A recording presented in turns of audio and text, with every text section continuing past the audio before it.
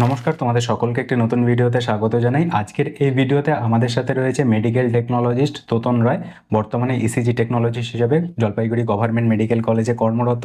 তো রিসেন্টলি এর আগে WBHRB রিক্রুটমেন্টে চাকরি পেয়েছে। তো আজকের এই ভিডিওর মাধ্যমে আমরা WBHRB রিক্রুটমেন্টের যে ইন্টারভিউ হয় সেই ইন্টারভিউর এক্সপিরিয়েন্স সম্পর্কে তোতন রায়ের কাছ থেকে ডিটেলসে জেনে নেব, কারণ তোমাদের সামনেই আপকামিং ইন্টারভিউ হতে চলেছে বিভিন্ন পোস্টের জন্য।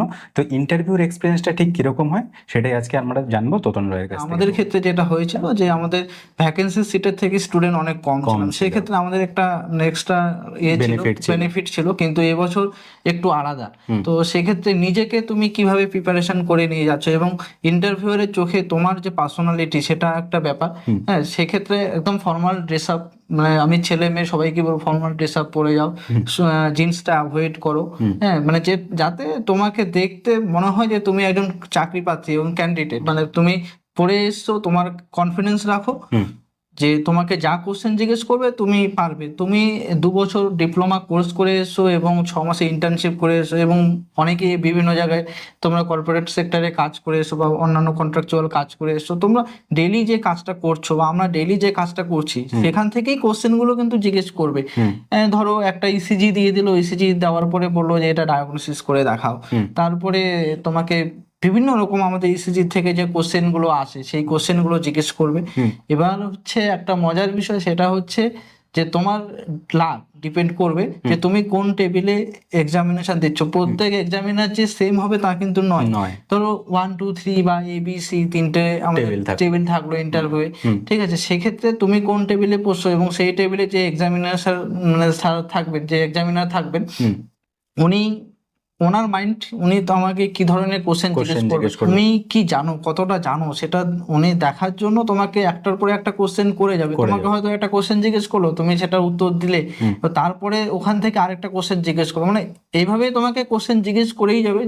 যেটা আমাদের সময় হয়েছিল আমাদের ক্ষেত্রে, মানে আমাদের একটার পরে একটা কোশ্চেন জিজ্ঞেস করছিল, আমরা যতক্ষণ না অবধি সেই উত্তরটা দিতে পারছিলাম, হ্যাঁ, ততক্ষণ অবধি ওনারা কোশ্চেন জিজ্ঞেস করে যাচ্ছিল। এবং মানে খুব হার্ড, মানে যে কোশ্চেন গুলো জিজ্ঞেস করছো সেটা হয়তো আমাদের ক্ষেত্রে হার্ড হয়েছিল, আমি প্রিপারেশন সেভাবে নিয়ে গেছিলাম, বা অন্য জনের ক্ষেত্রে হয়তো সেটা ইজি ছিল। মানে এটা একটা ব্যাপার। অ্যাকচুয়ালি দেখতে গেলে যে তোমাদের সময় তো যে ভ্যাকেন্সিটা ছিল তার চেয়ে অনেক কম স্টুডেন্ট ছিল, মানে আনরিজার্ভের মধ্যে সবাই চাকরি পেয়ে গেছে। ঠিক আছে, ক্যাটাগরিতে যাই ইসিজি কোর্সে মেইনলি, আদার্স কোর্সে ওটিটি সিসিটির ক্ষেত্রে আমরা দেখেছি। এই বছরের যেহেতু কম্পিটিশনটা একটু লেভেলটা রয়েছে, কারণ রেশিওটা আমরা যেটা দেখতে পাচ্ছি, তো রেশিওটা কি লেভেল রয়েছে এখন এই বছরে তোমার মনে হচ্ছে?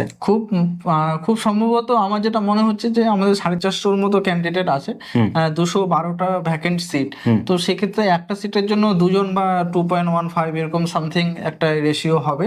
আচ্ছা, যে একটা সিটের জন্য 2 জন বা 3 জন এরকম ক্যান্ডিডেট রয়েছে। ঠিক আছে, তো মোটামুটি তোমার যে এক্সপিরিয়েন্সটা, তুমি যখন ওই এইচআরবিতে গেলে, কারণ স্বাস্থ্য ভবনের কাছেই তো আমাদের এইচআরবি, WBHRBতে ইন্টারভিউ হয়, তো তোমার এক্সপিরিয়েন্সটা যদি প্রথম থেকে একটু শেয়ার করো, যে তুমি অ্যাডমিট কার্ড পেলে, অ্যাডমিট কার্ড ডাউনলোড করার পরে তো ইন্টারভিউতে গেলে, ঠিক আছে? তো তোমার প্রথম থেকে যদি একটু এক্সপিরিয়েন্সটা শেয়ার করো। দেখো, আমি তো মানে প্রথমে এইচআরবিতে পৌঁছানোর পরে আমাদেরকে সবাইকে ডেকে নেওয়া হয় ফার্স্ট ফ্লোরে যাওয়ার পরে আমাদের অ্যাডমিট কার্ড ওয়াইজ সবাইকে রেজিস্ট্রেশন নাম্বার, খুব সম্ভবত অ্যাপ্লিকেশন নাম্বার বা নাম ধরে ধরে একটা করেছিল যে কে কোন টেবিলে এক্সামিনেশন মানে দিতে যাবে, সেকে আগেই বলে দেওয়া হয়েছিল। যে মানে 3টে পার্ট করা ছিল, যে এ টেবিলে যারা মানে ইন্টারভিউ দেবে তারা আলাদা দিকে বসবে, বি টেবিলে যারা ইন্টারভিউ দেবে তারা আলাদা টেবিলে বসবে। তো সেইভাবে আমাদেরকে আগে বসিয়ে রাখা হয়েছিল। তারপরে ইন্টারভিউ স্যাররা আসার পরে 5-7 মিনিট পরে আমাদের ইন্টারভিউ এর জন্য এক এক করে ডাকা হয়, রোল নাম্বার ওয়াইজ, খুব সম্ভবত আমার যেটা মনে পড়ছে। তো সেখানে একটা সাসপেন্স ছিল, মানে আমরা ইন্টারভিউ দিয়ে আসার পরে মানে জানতে পারলাম যে অন্যান্য টেবিলে যে স্যাররা বসেছিলেন সেখানে হয়তো নাম জিজ্ঞেস করেছিল বা বেসিক কোশ্চেন জিজ্ঞেস করে তাদেরকে ছেড়ে দিয়েছিল। এবার আমাদের ক্ষেত্রে যে স্যার ম্যাডামরা ছিলেন, ওনারা মানে এত কোশ্চেন জিজ্ঞেস করছিলেন একটার পরে একটা, যে মানে আমরা যতক্ষণ না অবধি পারছিলাম সেই কোশ্চেন গুলো অ্যান্সার দিতে, ততক্ষণ অবধি মানে জিজ্ঞেস করে গেছিল আর কি।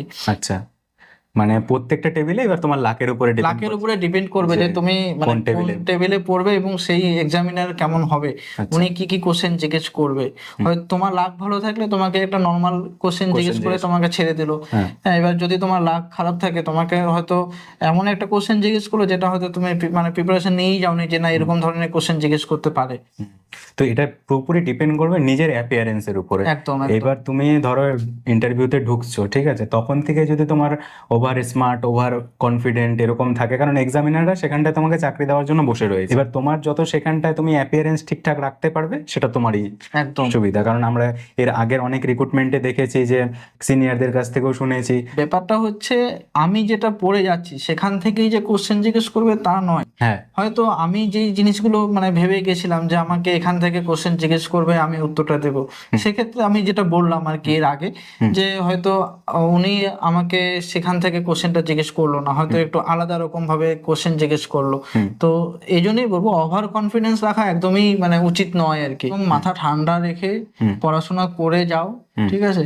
তোমরা পড়াশোনা করে এসছো, 2 বছর ধরে পড়াশোনা করে এসছো, একদম নর্মাল ভাবে যাবে ইন্টারভিউতে, একদম সুন্দর পরিষ্কার পরিচ্ছন্ন একটা ড্রেস পরে যাবে, একদম ফর্মাল ড্রেস, এবং তুমি দাড়ি কেটে, হ্যাঁ একদম এক্স্যাক্টলি। এবার তুমি কি কি মানে কোশ্চেন প্রিপারেশন মানে নিয়ে যাবে যদি বলো, সেক্ষেত্রে বলবো একদম বেসিক কোশ্চেন গুলোই মেনলি ধরে।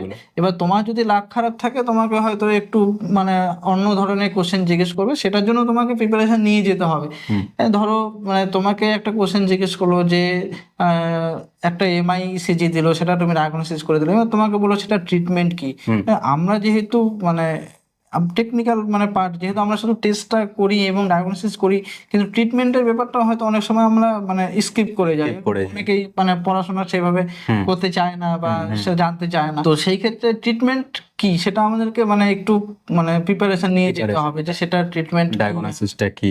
একদম এক্স্যাক্টলি। সবার জন্য বেস্ট উইশেস রইলো, আশা করি সবাই তোমরা একটা গভর্নমেন্ট সেক্টরে চাকরি পেয়ে যাও। তো চলো আজকের ভিডিওটা এখানেই শেষ করছি, দেখা হচ্ছে একটা নতুন ভিডিওতে। তোমাদের যদি কোনো প্রশ্ন থাকে তাহলে অবশ্যই কমেন্টে জানাবে। Thank you.